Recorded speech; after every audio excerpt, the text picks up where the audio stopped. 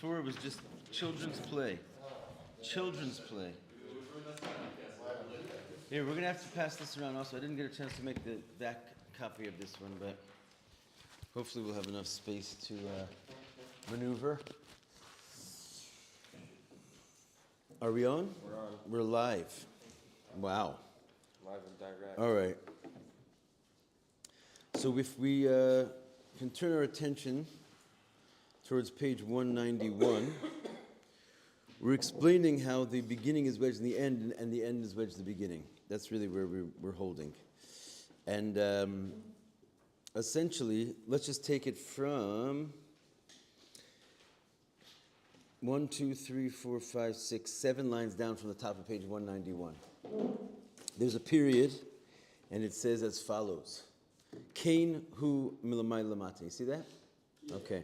So in other words, we just spoke about how nu'utz techilas and basofim. We just spoke about how the end is wedged in the beginning, in the end of last class. Now we're going to speak about how the beginning is wedged in the end. Hainu shekasher misbondim b'hamshachas hachesed v'atov. Let's just jump right in because we're starting very late. When we start to meditate about the drawing forth of the chesed and the tov to the poor person, b'pol mamish, b'sofan. In other words, if you recall, we went through a process of explaining how, from the initial thought, which is in the pleasure of giving, of having mercy upon a poor person, it then creates a will, which then gets dressed into an intellect, into emotion, into the thought, speech, and then the final action. So if a person will meditate on the actual final action, the sofan, the end of the process. As I roim bezeh es tchilasan, you can see in it the beginning. Like we said before, already in the origin you could see the end, because the whole reason that he thought of this and had this pang of mercy to begin with was because there was going to be an end process to actually fulfill this process and give to the poor. So too in the actual giving at the end of the cycle, you can see the beginning. In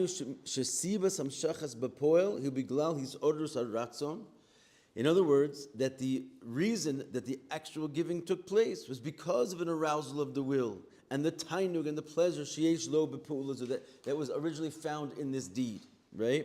And what's sort of the proof? If that arousal of will would have been broken. In other words, at some point, it sort of fell off, or it stopped, this outpouring of mercy, right? Before it got to the final deed, then it would never have actually come out. So in the final deed, there's like a string attached to the original. Otherwise, where did this final deed come from? If it wasn't being energized from that original pang of mercy, which had the whole flow chart going through will and intellect and emotion, thought, speech, and action, right? If it would have at some point broken and disconnected from its origin, it never would have happened in the end. So therefore, the fact that it's happened in the end draws a line to the fact that there is evidence of the beginning in the end. What's furthermore, not just the fact that it happens, but the manner in which it happens, the sofan, the last action, to loy ba'ofen hisoder soratson. It also, you can tell how much and what kind and the intensity of the arousal of the will and the mercy that was in the origin. You can tell in the way that the final deed comes out, right? In other words, this is the idea that the beginning is wedged in the end. In the end, you can actually see the beginning. Where do you see how much passion, how much will, how much intellect, how much emotion was in that final deed? In the actual giving, you can recognize the arousal of this will. How? Remember we said yesterday, if a person gives, he gets 6 brachas. But if you give with a way of appeasing the person, you get 11 brachas. You recall that from yesterday's class? Mm-hmm. So the idea is that in those extra 5 brachas, that you appease the person, you can see the sort of emotion and the heart in the deed, and that shows that in the end of the deed, where's all that emotion and heart coming from? It's just a deed. It's obviously connected to this whole process of which it started with this initial mercy and will, etc. because you can see the way that he gives. It's with the heart, it's with the passion and with a whole kind of explanation behind it. So you can actually through the manner in which he gives, you can actually see the origin, the beginning, in the end. Right? Bo mizgala haratzon. In that appeasement process, it actually reveals the will.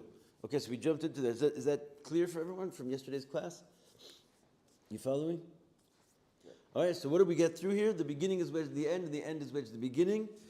We're still sort of in a conflict with this other statement that sof ma'aseh b'machshava techila, if you recall. This is what the conversation on the table is. We said there's this idea of what's last indeed is first in thought, and it doesn't mean first in thought, it means first before thought.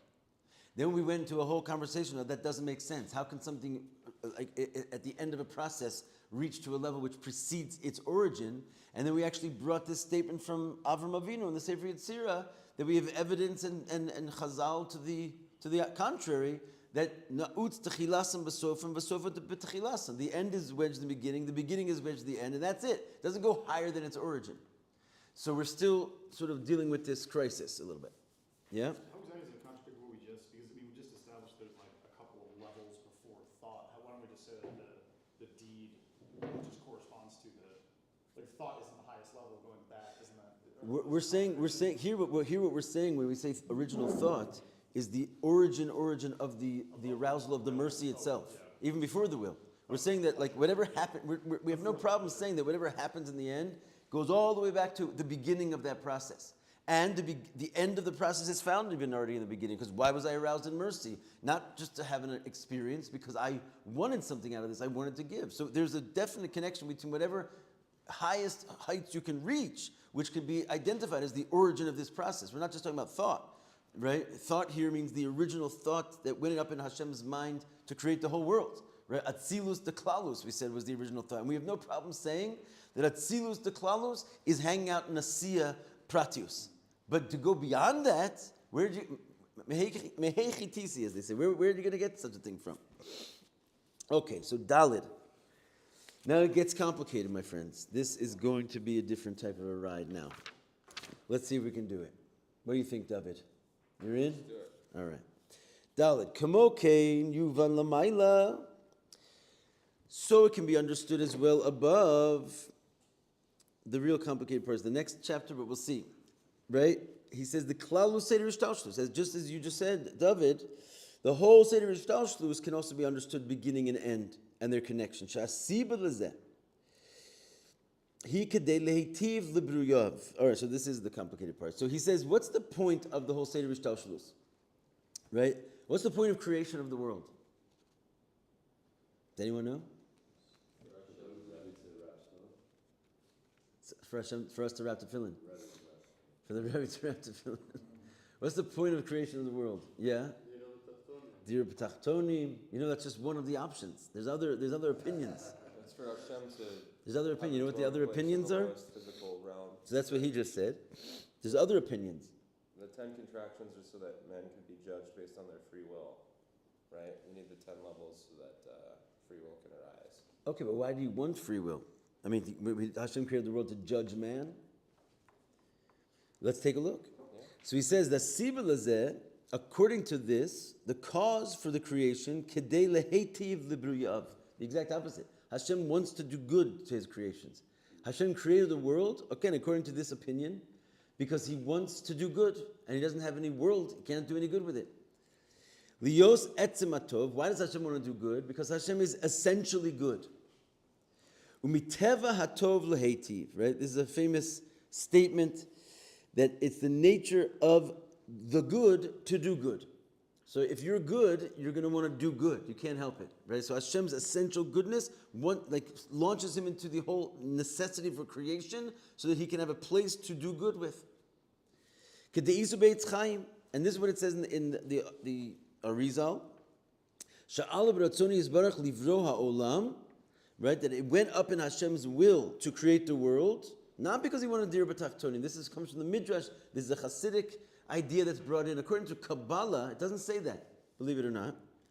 It says that it went up Hashem's will, in Hashem's will to create the world. Why? Kedei lehetiv libruyav. In order to do good to his creation. Shemitzad zeh naisa ratzon da'ana emloch, and because Hashem wanted to essentially do good, he suddenly produced in his will this statement, Ana emloch, which means I will reign, right? Which is essentially the first need for a sphera or some kind of a motion to happen in the Ein Sof. He has to decide that he wants to preside over some would-be world. So actually the first thing that really happens is really the sphere of Malchus. It's interesting. Even though we talk about Malchus as like the last sphera of a chain process, the reality is that the first thing that happened was called Malchus de Ein Sof, that there's this idea of like the some edge, that little dotted line that we always talk about inside of the Or Ein Sof, that little drop of water. Hashem basically said, I want there to be something, and that's already basically something else, and therefore the first thing there is Hashem is the king presiding over that thing. That's I can't remember, but that's brought somewhere else. Yeah, even the word kingship implies that there's a kingdom. So right. There's no separate entity. Right. Kingdom. Right. So the fact that he's going to then give himself all these different properties and characteristics, like let's say Hashem is going to create wisdom and understanding and knowledge, etc. That's all properties of the king that's going to preside over this thing that he's making, right? So the first thing that comes out is I will reign, right? And this is called Ana Emloch. And so this really, why did he do it? Because he wants to do goodness with the creation. So therefore, I have to be king in order for there to be a kingdom. Once he decides I'm going to reign, then he can bring out all the individual wills. In other words, I have a will for wisdom, I have a will for understanding. Also, I have a will for the world of Atzilus, I have a will for the world of Bria, or even Adam Kadman. In other words, all the particulars. It's like, think about if you want to build a building. First thing you say is, I just want to build a building, right? That's it. And in theory, that contains everything that could ever possibly be in the building. But then you're going to have to detail it. I want it to be in Sfas, and I want it to be an old Ottoman Empire fortress, right? You have different ideas. So you have to basically conjure up all these new wills. Now, each one of those wills is still not the actual creation of anything, right? It's just like the will for a home in Sfas, or a will for, let's say, the world of Atzilus. He's then going to have to go down and dress up and bring out of will and into intellect and into emotion, into thought and into speech and into action the world of Atzilus. So there's a string of wills. It's called the Hishtalshalos of the Kesarim. It's the chain-like descent of the Keser, which is will, which works in a completely different process than all the other spheros. And it's basically just ushering forth like the original interest in all the general categories that will be. So after he decides, what's that? It's the ratzon of I will reign is the original ratzon. But if he's it's sub ratzon. Millions and millions and millions of in other words, there's literally a sub ratzon for you, right? You personally, and all the details that are going to happen in your life, they also have like a sub ratzon to them, right? Because before anything happens in actuality, it has to start with a will. So basically, after Hashem says, I will reign, from here comes afterwards all the individual, let's call them sub-ratzons, Shezeu keser aprati b'chol olam. And even though we're talking sub, they're still pretty general, and therefore there's a keser, an individual keser for every world. Like I said a moment ago, I want the world of Atzilus, I want the world of Bria, so there's keser of Atzilus, keser of Bria, keser of Yetzira, and all of these things are the origin of those worlds, at least in the will department, before they actually happen. After there is the general keser of I want, period, and I will reign, period. And the original keser that comes after he actually makes the tzimtzum is called machshava da'ak, right? The thought of Adam Kadmon. So inside of that Adam Kadmon, which precedes everything in the Seder Yishtalshlus, this is called the general will. And then all the individual wills will follow. Ki yedua b'shem harav Magid Mezrich, as is known from the name of the Magid of Mezrich. Now, gam be'inyan zeh haseder hu na'utz sof mitechilasa. So even after all this conversation, why do we bring all this out? We're also trying to point out, actually, David, what you said a minute ago, that even with all this majesty, we're still not getting beyond the principle of the end is wedged in the beginning, and the beginning is wedged in the end. If Hashem wants to actually fulfill His original will, which was what? I want to do good with my creation. That's what Hashem wants. In His essence, that's why there's a world. He wants to do good with His creation, which is what we're going to call the beginning, right? In order for that beginning to actually happen, He doesn't just want to do good with His creation. He actually wants to do good with His creation, right? It's not just a will. He wants to see it happen. In order to do so, he has to actually make the creation. He has to go to such a point that there's literally a physical world that's nothing lower than it, into which he can actually give his goodness, right? If there's not a finite creature in a physical world that actually receives the goodness of Hashem, then that original want inside of the Ana Emloch and Adam Kadmon and so forth is really not going anywhere, right? It's in order to get to here. That's what it means. I want to do good. Until the goodness happens, I can want all day long. It's not going to be fulfilled. And therefore, again, the beginning is clearly wedged in the end, right? It's going to have to come out that inside of that original thought, there was already a final creation. And when I get to the final creation, I can in some way access the original thought, because it all came from there. Fine. So far, so good. Ubepratius Yosef. In further detail, however, Nosef alatam dehetiv libruav.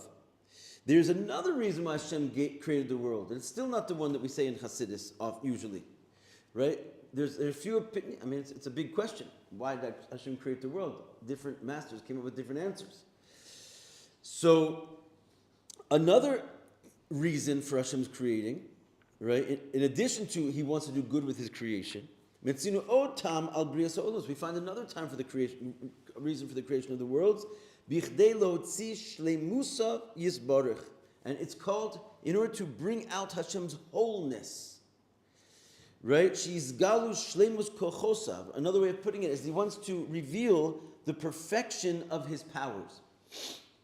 In other words, it's a way of saying that He wants all that He is in potential to be in actual. Because if He has the power, let's say, to accomplish something, but it doesn't actually happen, so therefore Hashem is somewhat incomplete, and therefore the creation of the world is the enlivening of all that could be in potential into actual. And that itself is an interest of Hashem. He wants to be whole and complete. Therefore, He has to bring His powers into actuality. And therefore, He creates the world as like a completion of Hashem's own perfection. The way that the Zohar states this reason, what we just said was sort of a quote from the Arizal, in order to bring out the perfection of His powers, the Zohar says, "Begin to ishtamudin le," in order to know Him. It's a little bit like linking in the creation with the concept of Hashem's perfection. But in other words, in order Hashem can be known, because if He's all these things in potential, but they don't actually actualize, then no one's going to know about them, and therefore that's a sort of a lacking that He can't actually express Himself and that which He is in potential to be known. So the Zohar says, in order for Him to be known, Sheyedu shuhu rachum v'chanun, turning the page, that we should know, for example, that He's merciful and compassionate, etc. All of His attributes shouldn't just be with Him, they should also be able to be expressed and be known. Ella, so what are the two reasons for creation? To reign, to be known. To do good to His brios. To do good with His creation is the reason, right? Because He wanted to do good with His creation, He says, I will reign. And what's the second reason? To bring out the perfection of His powers, or to be known. Right, exactly. To bring out the perfection of His powers or to be known. Ela she'inyan zeh, top of 192. But this Inyan, she's gala kochosav begin the ishtamudin betle. The second reason that He wants to reveal His powers or He wants to be known, ne'amar b'nogelis havus haklalis. This gets a little complicated, as I mentioned. This reason refers to the general hishavus, right? What is general hishavus? It means hishavus means to bring into being. That something is brought into being to begin with, right? The origin of Hashem, like basically saying that He's going to express Himself even to Himself in a certain sense, right? This goes on this for this reason. Hashem wants the completion of his powers, or he wants to be known. In other words, he ushered forth something from the essence in order to bring his potential to actual. Whereas the Indian of the Hetiv, the Bruav, the idea that he wants to do good with his creation, Nemar be'inyan hishafus akudim. This reason is mentioned in conjunction with another part of the Seder Ishtalshlus, which is called bringing into existence akudim. What is akudim? Does anyone know what akudim is by any chance? Okay, let's discuss this for a second. First of all, akudim is a borrowed term from the Chumash. I think Parshas Vayetze, when Yaakov was dealing with his sheep, the speckled sheep and the spotted sheep and the banded sheep. You know what we're talking about over there? Yeah? The story of Yaakov is that he got into a little tangle with his uncle, the wicked Lavan. You listening? And he had to essentially get paid for all of his 20 years of service that he served for free to buy his two wives, Rachel and Leah. So in the midst of getting all this, of trying to get his fee, his uncle gave him a deal that if you can shepherd the flock, which is spotted and speckled and so forth, and you can make your profit from like the bruised sheep. Whatever, there's a whole miracle that he made himself a fortune out of it. But in the meantime, we hear about these three different types of sheep, which are called akudim, nakudim, barudim, which basically is banded, spotted, and speckled. And from here, there's the Arizal basically creates like infinite worlds out of these sheep. And the idea is that these three names, akudim, nukudim, barudim, represent the three stages of the worlds that happen after the Tzimtzum.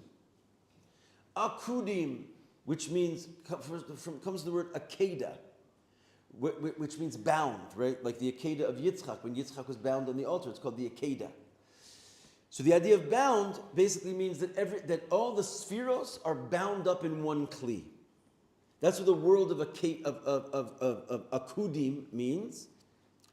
And it refers to what we just described before as Adam Kadmon, right? The first world that comes out after the Tzimtzum is basically all the infinite light, but there's no vessels yet. All the lights are in one vessel.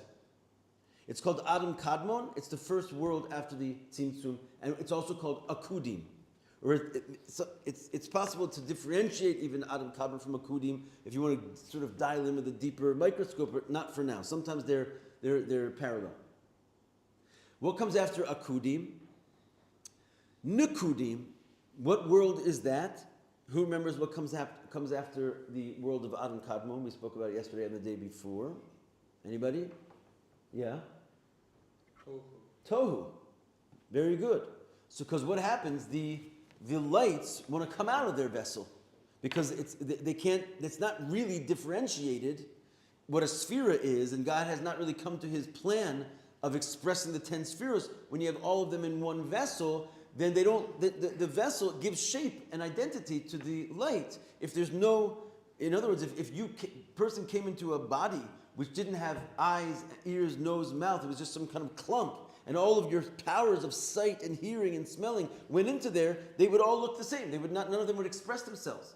So therefore, the fact that all the lights came into a kli is stage one. It's better than just being inside of infinity, which is where it was before the Tzimtzum, but now it has to come out, and all the lights have to come out individually.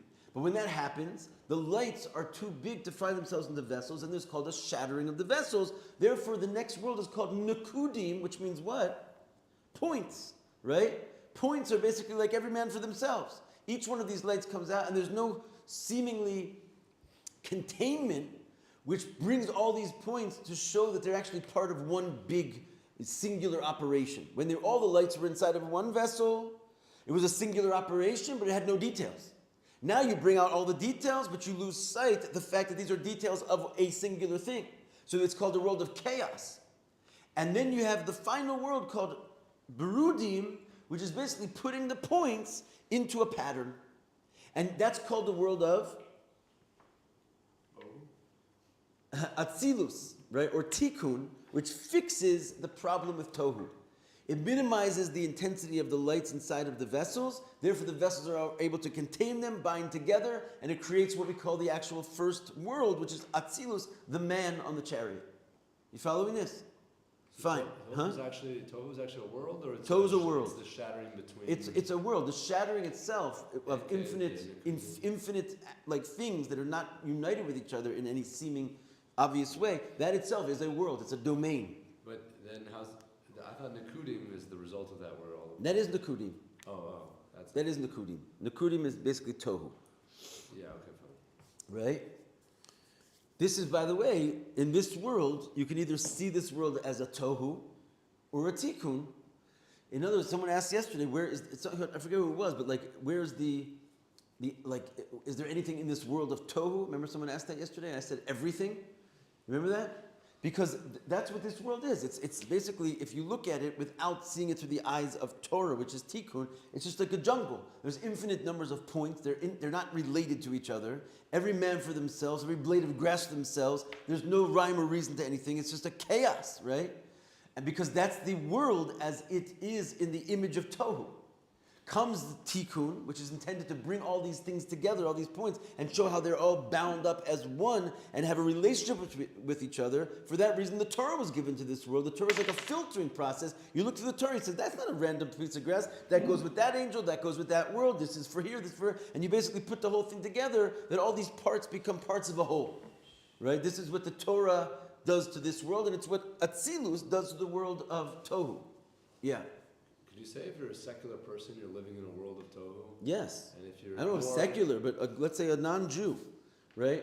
Without any association with Jews, right? So like that's why, for example, before Avram came into the world, it says there was 2,000 years of Tohu. It's called Alpaim Shana Tohu.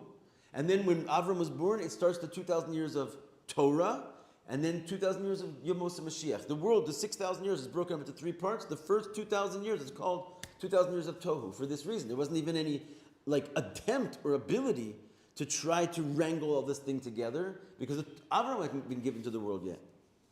But it says in Genesis that the world was created with Tohu and Bohu. Yeah. It makes it sound like there's two equivalent things. Like, is Bohu also a world? Vohu, I think he says over there, is like the emptiness which is inside of Tohu. There for sure is I think the Ramban start to clarify slightly the difference between these two things. Don't forget, there's also, we're speaking in two simultaneous dimensions. In the physical world, there's actually like a primordial soup which the world was created with, which is like a tohu in physicality, where things were just like a random mess. But all that stems from its supernal source, where in godliness, the spheres themselves, before there's any creation or anything, they were already in a state of a random divine mess, right? So the world of Tohu is not a mistake. There's an aspect of Hashem which is infinite, and it goes on forever in every direction, and the unity factor is basically hidden at that stage. Does that mean we evolved from a primordial soup? Yes. That means Hashem. I mean, when you say evolved, in other words, it wasn't a random evolution that happened according to random principles, but it looks like it was. Right. Like Right? our cells used to be in that primordial soup, but now they're in this form.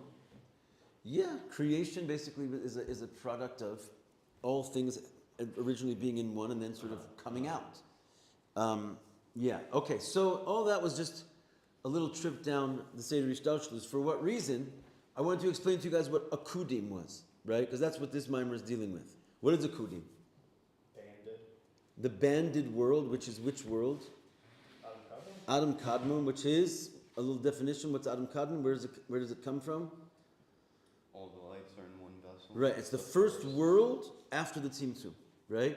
So before we said this was sort of, in a certain sense, you could say this is the machshava, this is the beginning, right? Because all that's going to come in all the other wills that are going to happen in all the worlds start off in there. It's possible you could say it even comes, in a previous setting, you can find the beginning even before that, but for sure that's a type of beginning, right? Now, this is where it gets kind of interesting. We gave two, yeah. Adam was the first world after what? The Tzimtzum. We gave two different reasons for the creation of the world. One is because Hashem wanted to do good with His creation, and one is because Hashem wanted to reveal His powers, yes, to be known. In Kabbalah, when those two reasons are given, they're not talking about the same place in the Seder Ishtalshlus. So in other words, when it says Hashem wants to reveal His powers, that's referring to the beginning of the His Havus in general, which is basically the Orei Ein Sof. that Hashem wants to just like shine light. Why? Why does Hashem need to shine light for? That's not really, someone else basically needs to shine light, or the revelation of a thing is already when it was potential before and now it comes to actual. But why you need to have like an answer for that, right? Why did you shine your light? You don't have to. And so the idea is, the answer given is Hashem wanted to bring his potential into actual, right? That which was inside of Hashem, he wanted to sort of bring it out. And so that reason goes on why there's an Orei Ein Sof. The general hishavus, that there is an existence at all. Even a godly existence before the tzimtzum. Whereas the reason that Hashem wants to do good with his creation is given in Kabbalah in association with the world of akudim. When Hashem made akudim, there's where we're introduced to this idea that Hashem, why did he do it? Because he wanted to do good with his creation. So far, just get the points, and we'll see how it all fits together. Yeah? Bir betivuch beis deus hanal. So to explain how these two opinions come together, what's going on here, because it definitely sounds strange. Mizeh yuvan gam binyanenu. And we'll also understand regarding our topic, yuvan al pi ma shekasuv b'makom acher. Typical Hasidic answer. In order to understand this, we'll understand it from what it says somewhere else. Sheratzoni yisborech la'arosh shleimuso lehetiv. This will that Hashem has to show his wholeness and to do good with his creation, or those are two things, right? Shemizeh muvan shlehetiv libruav hu penimius hatam diizgalu shleimus kochos of the ishmaudin le. In other words, the fact that Hashem has a will to be whole and to do good with his creation, you can understand that to do good with his creation is actually the innermost reason of why he wants to be whole and to be known. What's the point of Hashem being whole and being known? Also because he wants to do good with his creation. That's what he's trying to say, that the one reason is really the inner reason for the second reason. Why does Hashem want to be whole and be known? Ultimately because he wants to do good with his creation. He can't do good with his creation unless he's whole and known. To understand this, mitzad atzmus hariakoach enu chaser poel, as it says in the Pardes. I was waiting for one of you geniuses to bring this out, but I was speaking too fast. So it says that as far as the essence is concerned, right, this is a very deep concept. Potential is not lacking actual. In other words, this whole notion that we said Hashem wants to bring forth his power from potential to actual, where does that even make sense? Because as far as Hashem is concerned, once something exists in potential, it already does exist in its full actualization. As it's stated in Pardes, this little idea came out of Sfat. Ve'im kain lo nisvasev shum shleimos chas v'shalom agdei gilui kochosav u'pulosav. And therefore, no new wholeness in God actually came about by him revealing his powers and his abilities. Because why does that make you more whole? Even if you didn't reveal them, the fact that you have them in potential means, as far as you're concerned, you have them in the full actuality as well. There's nothing. In other words, what does it mean to not be? He's going to explain further what that means before I sort of put my foot in my mouth, right? But the idea, just meanwhile, is that we said that Hashem wants to reveal his powers in order to be made whole, to be whole. Because somehow he was not whole when he had his powers only in potential and not in actual. Now we're saying that doesn't really make sense. Hashem's being whole is not increased by the fact that he somehow makes his powers from potential to actual, because when they were in potential, they were already actual as far as he's concerned. This is like, I think it was the last time we were talking about this, but how after the world only appears different from the other side of the Simpson, like to God, it looks the same throughout the entire process of creation. So that's exactly right, right? In other words, the whole idea that there's like a development, right, is only in a realm of concealment, where something that has to be brought to your attention. In other words, like 10 minutes from now, as far as we're concerned, it hasn't happened yet. So if you want to be whole, you're going to have to get to the end of that and reveal that potential of what's going to be in 10 minutes from now in order for you to say, like, you're not missing something. But as far as Hashem is concerned, just use this as an example, but it's just not just time, it's like everything. 10 minutes from now, as soon as he thought of time, he had the whole time from beginning to end. So as soon as it was in potential, he had the entire actualization of it. We didn't have it, right? But to say that Hashem wants to be whole because he wants to bring his potential into actual, it doesn't make him more whole, right? Because it was already fully actualized when it was potential, as far as his is concerned. Adarabba, on the contrary, shleimus lamaila himasha etzem nosei hakol. The actual perfect. If we want to talk about Hashem's wholeness, what makes Hashem whole is not that he's going to perform some activity and therefore, now I'm okay. His perfection is that he's, to begin with, perfection. Everything that possibly could ever be, he already contains it, and it's already carried inside of him in this state of total oneness and perfection. The whole idea that something has to happen to God in order for him to be whole is totally actually contrary to what we know of God. Right? His wholeness is because he's like that to begin with. As the saying goes, he's nosei hakol. He carries everything. And we did speak about this exact phrase in the last mimer. I'm not expecting you to remember it, but we talked about how there's this idea of the spheros at higher and higher levels. You can have the spheres as they are in Adam Kadmon, right? You can have the spheres as they are even in the Atzilus, the Klalus, which is the worlds as they are above, before the Tzimtzum, right? But at some level, everything is inside of Hashem's oneness in his essence in such a way that he's nosei hakol. He carries the kochos.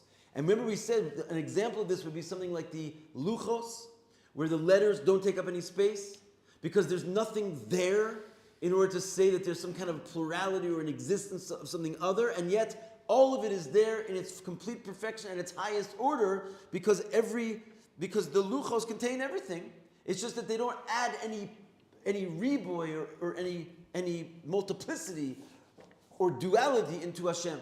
Because at that level where Hashem carries everything, the many does not contradict the one. And why is that? Because the many is residing in a state of total negation, in which case all there is one. At that level, Hashem carries everything, and it's his perfect wholeness.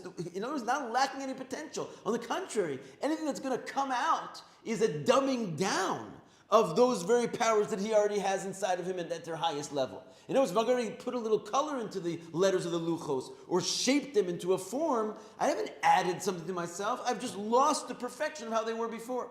So for Hashem to bring out a actual from potential, first of all, he has it already in actuality.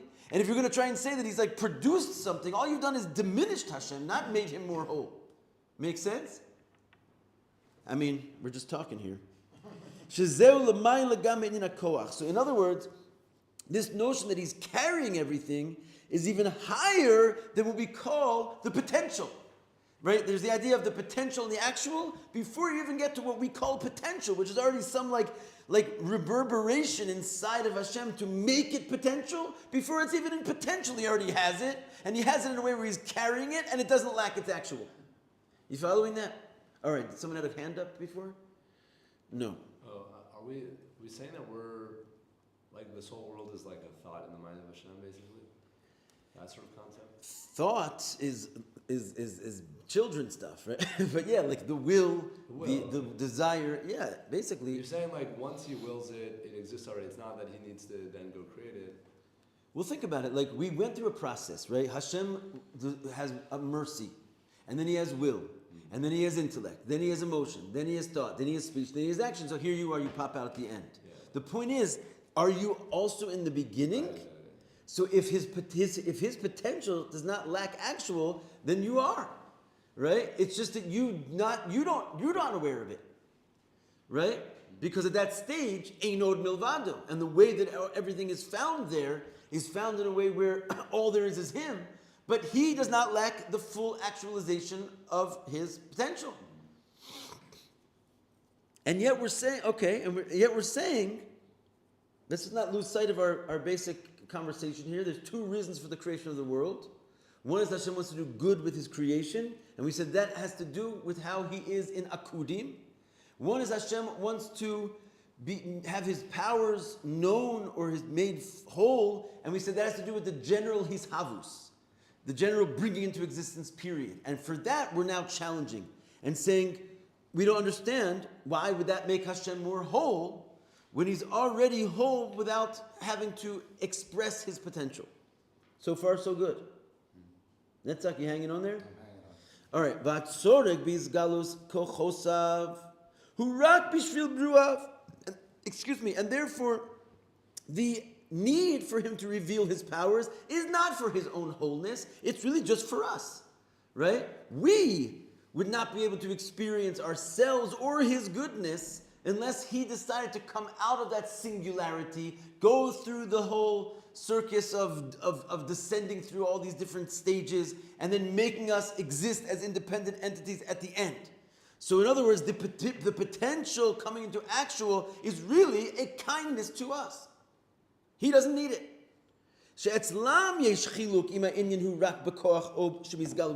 By us, there's definitely a difference if something remains in potential or if it comes into actual, right? Which is obvious in everything that has to do with our lives. Like I said about 5 minutes from now, right? We're not the same without the knowledge of what will be happening 5 minutes from now, where we'll be. By us, there's definitely a difference between actual and potential, right? You have, for example, at a 5-year-old, he's got a little aptitude for a chessboard. Is he going to be the world champion or not? You have to bring it to actuality. Potential is not good enough. For the creation, which is that which is in potential, is a far, far falling short from what's actual. And therefore, the same is true with Hashem. It doesn't help us that he is everything without actually showing it and bringing it out. Because in our frame of reference, something which is potential, it doesn't help us. It's not seen. We don't know anything about it. Nimtza, it comes out, this will, that Hashem, it should be known, like, that he should be known, this will that he should be known that he's merciful and compassionate, etc. In other words, to reveal his powers, it's really in order to do good with his creation. What did we say before?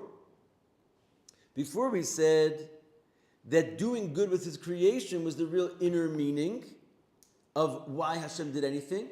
And he revealed his powers in order to do good with the creation. Right? We said that a minute ago. Now what are we saying? We're saying that the reason Hashem, okay, it's basically not different, right? The reason Hashem wants to reveal himself is in order to do good with his creation. So what's the penimius reason over here? He wants to do good with the creation, and therefore he reveals himself. Amnam, av shepenimius hatam disgalu shlemus kochosav v'deish temudin le hu bichdei lehetiv libruah. Fine. So even though really the whole need for revealing potential into actual is only because for us, he doesn't need to do it himself. He does that for our benefit because he wants to do good with the creation. Right? Now we have to understand something. So what's the inner reason and what's the outer reason? He wants to do good, right? That's his inner motivation, and therefore he reveals all of his powers. However, if you remember what we said before, when we discussed the reason why Hashem wanted to create the world, which was that he wanted to do good with his creation, where did that in the Seder Shtalshlus line up with? From what place did we discover that Hashem wants to do good with his creation? Akudim. You remember that? Mm-hmm. We said when Hashem made Akudim, like the Arizal revealed, he made this because he wants to do good with his creation. But now this is strange. Lo lamayla v'kodem lizeh. Why don't we have that he wants to do good with his creation already from the point of him revealing his powers, which happens before Akudim? In other words, there, we didn't say that the reason he brought all that stuff out was in order to do good with his creation. We said that he brought all that out because he wanted to reveal the fullness of his powers. And the reason that he wanted to do good with his creation only sort of popped up when he created Akudim.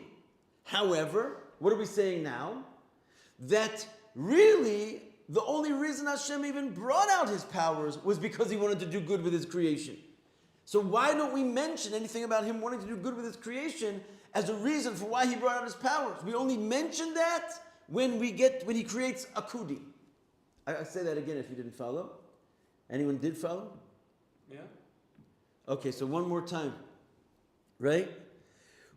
Let's try and I'll be as organized as I can. There's two levels. Revealing his potential and wanting to do good for man. We said, why did he reveal his potential? Right? It comes from the place, in other words, that reason of fulfilling his potential already came out in the original Hishavus, which is before Akudi, which is before the Tzimtzum.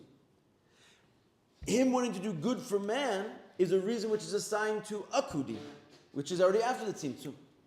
But what we're saying is that the only reason he brought out his potential in the first place was why? Because there was a hidden inner reason for that, because he wanted to do good for man. Right?